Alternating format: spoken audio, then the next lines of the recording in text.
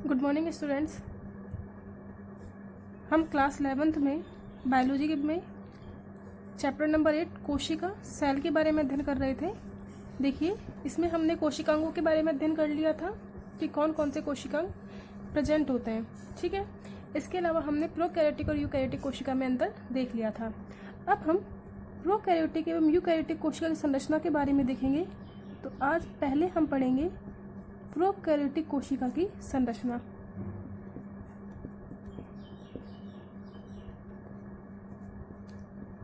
Prokaryotic कोशिका की संरचना देखिए, मैं आपको बता चुकी हूँ कि जो प्रोकैरियोटिक कोशिका है इनमें केंद्रक विकसित नहीं होता है, इनमें छोटे आकार की कोशिकाएं पाई जाती है और बहुत ही कम विकसित प्रकार की कोशिका होती है जो सर्वप्रथम निर्मित हुई थी।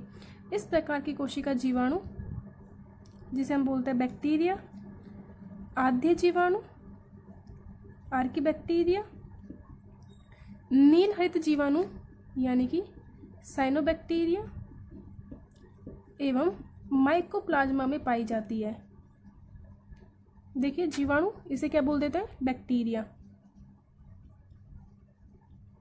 आद्य जीवाणु सबसे पहले निर्मित होने वाले बैक्टीरिया आर्कीबैक्टीरिया, साइनोबैक्टीरिया जिन्हें हम ब्लू ग्रीन एल्गी या नील हरित शैवाल भी कहते हैं, लेकिन एक्चुअली में ये शैवाल नहीं होते हैं, शैवाल पादपों में इंक्लूड होता है। और इसी में हमारे पास शामिल होता है माइकोप्लाज्मा, सबसे छोटे आकार की कोशिका है इसकी, जिसे हम बोलते हैं PPLO। क्या बोल सकते हैं इसे? PPLO। फुल फॉर्म क्या हुई PPLO की? पॉलीनिमोनिया लाइक स्ट्रक्चर या ऑर्गेनिज्म जिनकी संरचना किसके समान होती है? निमोनिया के जीव के समान इनकी संरचना होती है। क्लियर हुआ? तो क्या नाम हुआ PPLO का? माइकोप्लाज्मा को ही हम PPLO कहते हैं और PPLO की फुल फॉर्म क्या हुई? प्लूरो निमोनिया लाइक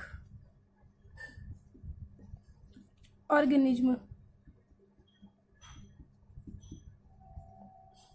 जो निमोनिया की स्पेलिंग है वो PN से स्टार्ट होती है। यहाँ पे P क्या होता है? साइलेंट होता है। तो क्या बोल देंगे इसे? प्लूरो निमोनिया के समान सूक्ष्म जीव, समान जीव। क्लियर हुआ? जब हम इनकी संरचना देखते हैं तो यहाँ पे हम संरचना लेके चलते हैं जीवाणु की। प्रोकैरियोटिक कोशिका की संरचना देखनी है तो आप जीवाणु की संरचना देख लीजिए, आपको प्रोकैरियोटिक कोशिका की संरचना अपने आप समझ में आ जाएगी। जब हम जीवाणु की संरचना के बारे में देखते हैं तो जीवाणुओं की संरचना है, इसको हम दो भागों में इसका अध्ययन कर सकते हैं। देखिए,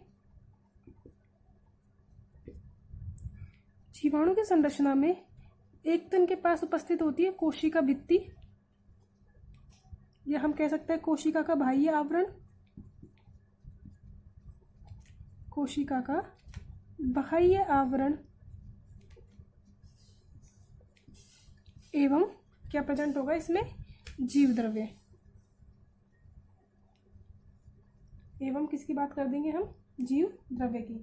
देखिए, जो कोशिका का बाह्य आवरण है इसमें एक तो इनके पास सबसे बाहर बाह्य संरचना उपस्थित होती है, सबसे बाह्य लेयर उपस्थित होती है।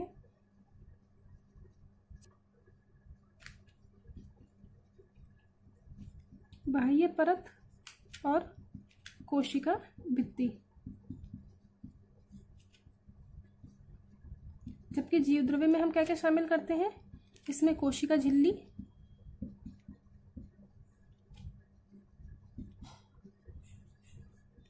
जीव द्रव्य एवं अन्य कुछ कोशिकांग इसमें सम्मिलित किए जाते हैं। अब देखिए, जो बाह्य परत है, यह बाह्य परत अलग अलग जीवों में, अलग अलग प्रकार के बैक्टीरिया में अलग अलग मोटाई की होती है। कुछ में तो यह अवपंक कवक, अवपंक परत के रूप में पाई जाती है, तो कुछ में यह कैप्सूल यानी कि संपुटिका के रूप में पाई जाती है। अब देखिए, बायोलॉजी में जो वर्ड्स हैं हमारे, वो हमें इंग्लिश में देखने होते हैं। जो अवपंक परत है इसे हम बोलते हैं स्लाइम लेयर।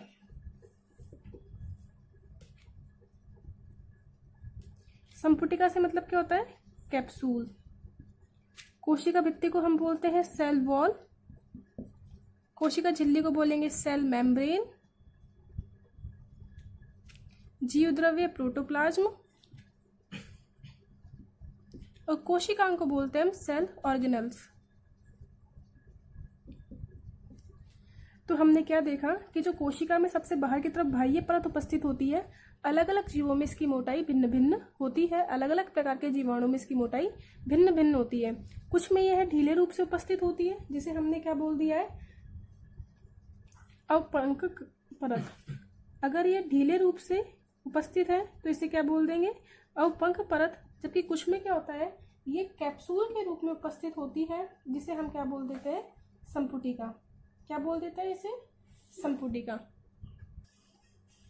तो अगर यह ढीले रूप से उपस्थित हो तो इसे क्या बोल दिया हमने, अवपंक परत। और यदि यह मोटी एवं कठोर रूप में उपस्थित हुई तो इसे क्या बोल देंगे हम, संपुटिका। ये दोनों ही किसके बने होते हैं, ग्लाइकोकैलिक्स के। किसके बने होते हैं ये, ग्लाइकोकैलिक्स के। अब देखिए हम संरचना देखते हैं। इस संरचना में ही मैं आपको ऑलमोस्ट कोशिकांग बता दूंगी। देखिए ये हम एक बैक्टीरिया का डायग्राम बना रहे हैं। तो हमने कहा बैक्टीरिया में सबसे बाहर की तरफ क्या होती है, कोशिका भित्ति पाई जाती है। और यह कोशिका भित्ति होती है पेप्टिडोग्लाइकॉन की। किसकी बनी होती है कोशिका भित्ति, पेप्टिडोग्लाइकॉन की। और इस पेप्टिडोग्लाइकॉन की भित्ति के बाहर एक बाह्य परत उपस्थित होती है, जो कि अवपंक परत या कैप्सूल के रूप में पाई जाती है। और यह किसकी बनी होती है, ग्लाइकोकैलिक्स की यह बनी होती है। तो देखिए सबसे बाहर की तरफ क्या उपस्थित हो गई, इसमें ग्लाइकोकैलिक्स से निर्मित क्या हो गई, ये बाह्य परत। तो सबसे बाहर की तरफ जो ये मैं आपको डार्क बता रही हूँ, क्या है आपका बाह्य परत। यह कैप्सूल भी हो सकता है और यह स्लाइम लेयर भी हो सकता है। तो सबसे बाहर हमने बात की किसकी, बाह्य परत की, जो कि क्या है, कैप्सूल। किससे निर्मित होता है ये, ग्लाइकोकैलिक्स से। इसके अंदर हमने बात की क्या उपस्थित होती है, कोशिका भित्ति उपस्थित होती है। और यह कोशिका भित्ति पेप्टिडोग्लाइकॉन की बनी होती है। हम आगे देखते जाएंगे धीरे धीरे, पहले डायग्राम देख लेते हैं। तो ये क्या है इसकी कोशिका भित्ति, सेल वॉल। यह कोशिका भित्ति किसकी बनी होती है, यह बनी होती है पेप्टिडोग्लाइकॉन की। तो कोशिका भित्ति किसकी बनी होगी, इनकी पेप्टिडोग्लाइकॉन की। अब देखिए कोशिका भित्ति की मोटाई अलग अलग होती है इसमें भी। और कोशिका भित्ति के आधार पर, यह कोशिका भित्ति के आधार पर इन्हें ग्राम पॉजिटिव यानी कि ग्राम धनात्मक और ग्राम ऋणात्मक भी कहा जाता है। उनके बारे में देखेंगे अभी हम।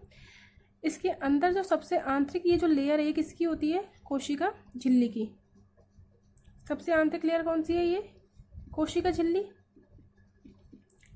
इस कोशिका झिल्ली के अंदर तरल पदार्थ उपस्थित होता है। इस तरल पदार्थ को हम क्या बोल देते हैं, जीव द्रव्य।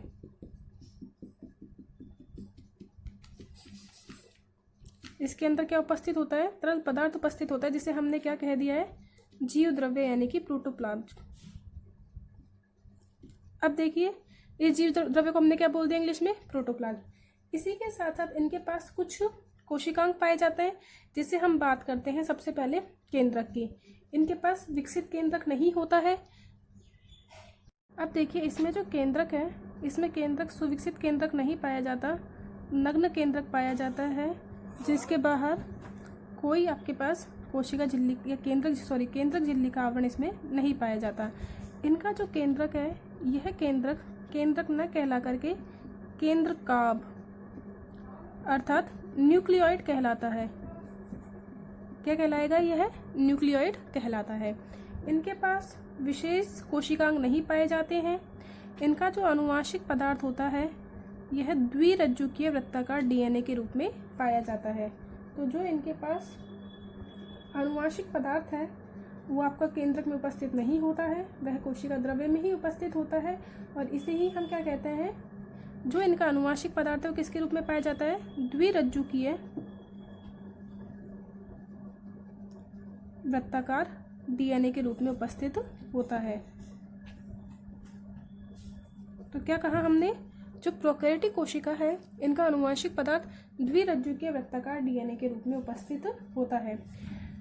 कुछ जीवाणुओं में, सारे जीवाणुओं की बात नहीं कर रहे हम, कुछ जीवाणुओं में मुख्य आनुवांशिक पदार्थ के साथ साथ, क्या है ये आपका मुख्य आनुवांशिक पदार्थ, मुख्य आनुवांशिक पदार्थ के साथ साथ छोटा आनुवांशिक पदार्थ भी पाया जाता है, अतिरिक्त आनुवांशिक पदार्थ भी पाया जाता है, जिसे हम क्या बोलते हैं, प्लाज्मिड। क्या बोला जाता है इसे, प्लाज्मिड। तो क्या होता है प्लाज्मिड, जीवाणुओं में मुख्य आनुवांशिक पदार्थ के अतिरिक्त जो आनुवांशिक पदार्थ पाया जाता है उसे क्या बोल दिया जाता है, प्लाज्मिड। इसमें स्व प्रतिकृतिकरण की क्षमता पाई जाती है, इसमें स्व प्रतिकृतिकरण की क्षमता पाई जाती है, यानी कि अपने आप की जो संख्या है उसमें यह वृद्धि कर लेता है। क्लियर हुआ। सारे ही बैक्टीरिया में, सारे ही जीवाणु में यह प्लाज्मिड उपस्थित हो ऐसा आवश्यक नहीं होता है। अब इसमें अंतःप्रद्रव्य जालिका, माइटोकॉन्ड्रिया, हरित लवक, ऐसे कोशिकांग इनमें नहीं पाए जाते। कोशिकांगों के नाम पर इनमें केवल क्या पाया जाता है, राइबोसोम। क्या पाया जाता है इनमें, राइबोसोम। और राइबोसोम भी कौन से प्रकार के होते हैं, इनमें 70S प्रकार के राइबोसोम पाए जाते हैं। क्लियर है। अब क्या होता है, ये जो राइबोसोम है इसमें क्या होता है, एक ही श्रृंखला पे बहुत सारे राइबोसोम, एक ही mRNA पे बहुत सारे राइबोसोम स्थित हो जाते हैं। इस संरचना को हम क्या बोल देते हैं, पॉलीसोम। क्या बोल दिया जाता है इस संरचना को, पॉलीसोम। क्या हुआ देखिए, बहुत से राइबोसोम एक संदेशवाहक आरएनए यानी कि एक mRNA से संबंध होकर एक श्रृंखला बनाते हैं, जिसे हमने क्या कह दिया है, पॉलीसोम, जिसे हिंदी में कहा गया है बहुसूत्र। क्या कहा गया है इसे, बहुसूत्र, बहुसूत्र या बहुराइबोसोम। अब देखिए इसके अतिरिक्त तो क्या क्या पाया जाता है इनके पास। हमने बात की थी कि माइटोकॉन्ड्रिया तो नहीं होते, लेकिन माइटोकॉन्ड्रिया के समान ही इनमें क्या पाया जाता है, एक संरचना पाई जाती है, जो कि क्या होता है, आपके जो आंतरिक झिल्ली है, कोशिका जो झिल्ली है उसी का अंतर्वलन होता है। इसे हम बोलते हैं मीजोसोम। क्या कहा जाता है, क्या बोला जाता है इसे, मीजोसोम। यह मीजोसोम प्रोकैरियोटिक कोशिका का ही लक्षण है। यूकैरियोटिक कोशिका में मीजोसोम नामक संरचना नहीं पाई जाती है। इसके अतिरिक्त इनमें गमन के लिए देखिए, हमें पता है कि ये जो जीवाणु है गमन कर सकते हैं। गमन के लिए इनमें धागेनुमा संरचनाएं पाई जाती है, जिन्हें हम बोलते हैं कशाभिका। क्या बोला जाता है इन्हें, कशाभिका। यह कशाभिका गमन में सहायता करती है। अभी मैं ये साइड का इसका रफ कर देती हूँ। तो देखिए इनमें जो मीजोसोम पाए जाते हैं, ये मीजोसोम पुटिकीय, नलिकीय एवं पटलिका के रूप में 3 प्रकार से पाए जा सकते हैं। पुटिका के रूप में, जिन्हें हम कहते हैं वैक्यूल्स के रूप में, नलिका दैट मीन्स ट्यूबुलर, नलिकीय एवं पटलिका के रूप में भी ये पाए जाते हैं। तो ये मीजोसोम क्या काम करते हैं, ये मीजोसोम श्वसन में सहायता करते हैं। किस में सहायता करेंगे, श्वसन में।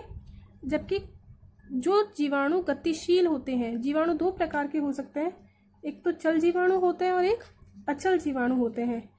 चल जीवाणुओं में आपके पास कशाभिकाएं उपस्थित हो सकती है, कशाभिकाएं उपस्थित होती है, जबकि अचल जीवाणुओं में कशाभिका उपस्थित नहीं होती है। यह कशाभिका गमन में सहायता करती है। अब कशाभिका भी कुछ जीवों में केवल एक कशाभिका होती है, कुछ में बहुत सारी कशाभिका होती है, कुछ में पूरे शरीर पे, पूरी कोशिका पे कशाभिका पाई जाती है। तो इसकी संरचना भी, इनकी मात्रा भी क्या होती है, अलग अलग में अलग अलग पाई जाती है। क्लियर हुआ। अब देखिए इसके अतिरिक्त क्या हुआ, इसके अतिरिक्त इनमें एक पिलाई नामक संरचना भी पाई जाती है। जैसे कशाभिका है ऐसी ही लेकिन खोखली संरचना होती है, कशाभिका ठोस संरचना है। इनके पास क्या पाई जाती है, एक संरचना जिसे हम क्या बोलते हैं, पिलाई। पिलाई जनन के समय संयुग्मन नलिका निर्मित करने में सहायता करती है। एक संरचना पाई जाती है जिसे हमने क्या बोल दिया है, पिलाई, जो कि क्या करेगी, यह पिलाई जनन के समय क्या करेंगी, ये जनन के समय संयुग्मन नलिका का निर्माण करने में सहायता करती है। इन्हें हम रोम या झालर भी कह सकते हैं हिंदी में, रोम या झालर इन्हें कहा जाता है हिंदी में। इंग्लिश में क्या कहा जाता है, पिलाई। और यह रोम या जो झालर है यह आपकी विशेष प्रकार की प्रोटीन की बनी होती है। और यह प्रोटीन कौन सी होती है? पिलिन प्रोटीन की बनी होती है, आपके पाइलिन प्रोटीन की ये बनी होती है। क्लियर हुआ? इसी के साथ साथ इनमें विभिन्न प्रकार के सूक्ष्म कण पाए जाते हैं। ये सूक्ष्म कण क्या करते हैं? इनमें खाद्य पदार्थों के रूप में पाए जाते हैं। ये उत्सर्जी कण हो सकते हैं, ये संग्राहक खाद्य पदार्थ हो सकते हैं,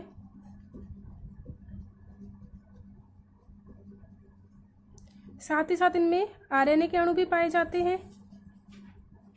हमने बात कर ली पॉलीसोम की, यानी कि बहुसूत्र की, कि एक ही आरएनए पर बहुत सारे क्या पाए जाते हैं? यहाँ पे राइबोसोम पाए जाते हैं। राइबोसोम कौन से प्रकार के हो गए? इसमें 70S प्रकार के राइबोसोम इनमें पाए जाते हैं। जो ये उत्सर्जी कण इन्हें हम अवशिष्ट पिंड भी कह सकते हैं। कर्ण रूपी संरचना है तो इन्हें हमने क्या बोल दिया है? अवशिष्ट पिंड।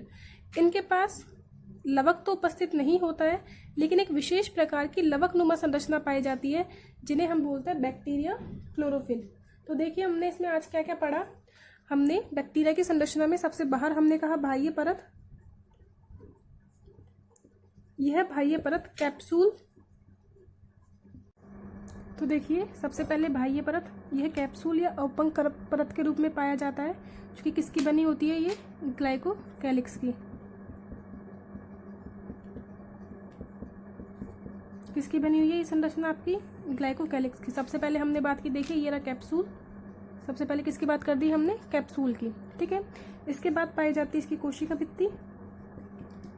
तो जीवाणु की कोशिका भित्ति किसकी बनी होती है? पेप्टिडोग्लाइकॉन की।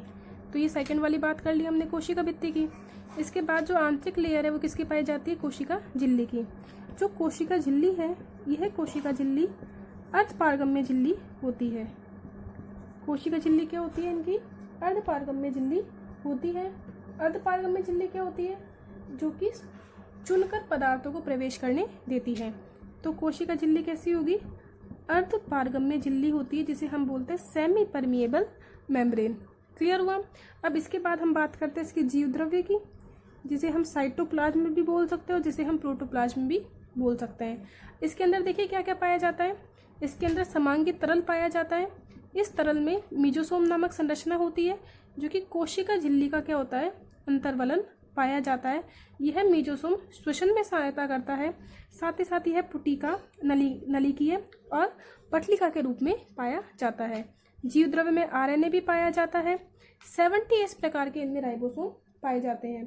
जब हम 70S प्रकार के राइबोसोम की बात करते हैं तो ये जो राइबोसोम है इसका प्रकार है 70S, जो कि दो भिन्न भिन्न प्रकार के 30S और 50S प्रकार के राइबोसोम से मिलकर बने होते हैं 70S प्रकार के राइबोसोम। बहुत सारे राइबोसोम एक mRNA पर उपस्थित हो जाएंगे, जिन्हें हमने क्या बोल दिया है? पॉलीसोम या बहुसूत्र कह दिया है। यहाँ इनका जो केंद्रक है वो सुस्पष्ट केंद्रक नहीं पाया जाता, जिसे केंद्रक ना कह करके क्या बोल दिया जाता है? केंद्रका बोल दिया जाता है। इनका अनुवांशिक पदार्थ द्विरज्जु के वृत्ताकार DNA होता है। कुछ अतिरिक्त अनुवांशिक पदार्थ भी इनमें पाया जाता है। क्या है ये? अतिरिक्त अनुवांशिक पदार्थ, जिसे हमने क्या बोल दिया है? प्लाज्मिड।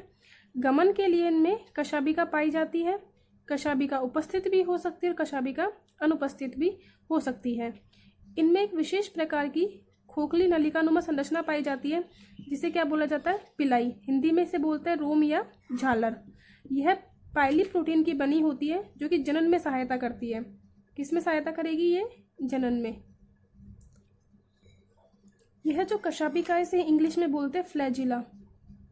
क्या बोला जाता है इसे? फ्लैजिला। तो इस तरीके से हमने आज प्रोकैरियोटिक कोशिका की संरचना पढ़ ली है। इसके अंदर कुछ अवशिष्ट पिंड भी पाए जाते हैं, जैसे उत्सर्जी पदार्थ, संग्रहित भोज्य पदार्थ, और साथ ही साथ इनमें विशेष प्रकार का वर्णक पाया जाता है। पर्णरहित तो नहीं पाया जाता, लेकिन इनके पास बैक्टीरिया में बैक्टीरियो क्लोरोफिल इनके पास वर्णक पाया जाता है। अब देखिए कोशिका भित्ति की संरचना के आधार पर ये ग्राम धनात्मक एवं ग्राम ऋणात्मक प्रकार के पाए जाते हैं। दो प्रकार के बैक्टीरिया होते हैं, एक तो होते हैं ग्राम धनात्मक यानी कि ग्राम पॉजिटिव बैक्टीरिया, एवं दूसरे होते हैं ग्राम ऋणात्मक यानी कि ग्राम नेगेटिव बैक्टीरिया। ग्राम धनात्मक और ग्राम ऋणात्मक, ये क्रिश्चियन ग्राम एक साइंटिस्ट हुए थे क्रिश्चियन ग्राम नामक साइंटिस्ट ने बैक्टीरिया को ग्राम अभिरंजन के आधार पर, अभिरंजन का मतलब होता है कलर देना, डाई करना, जिसे हम बोलते हैं बायोलॉजिकल लैंग्वेज में स्टेन। तो जैसे आप इन्हें अभिरंजित करते हैं तो जो अभिरंजन दर्शाते हैं वो ग्राम धनात्मक है, जबकि जो अभिरंजन नहीं दर्शाते उन्हें क्या बोल देते हैं, ग्राम ऋणात्मक। तो आज हमने प्रोकैरियोटिक कोशिका की संरचना देख ली है, कल हम यूकैरियोटिक कोशिका की संरचना को देखेंगे। तो आज के लिए इतना ही।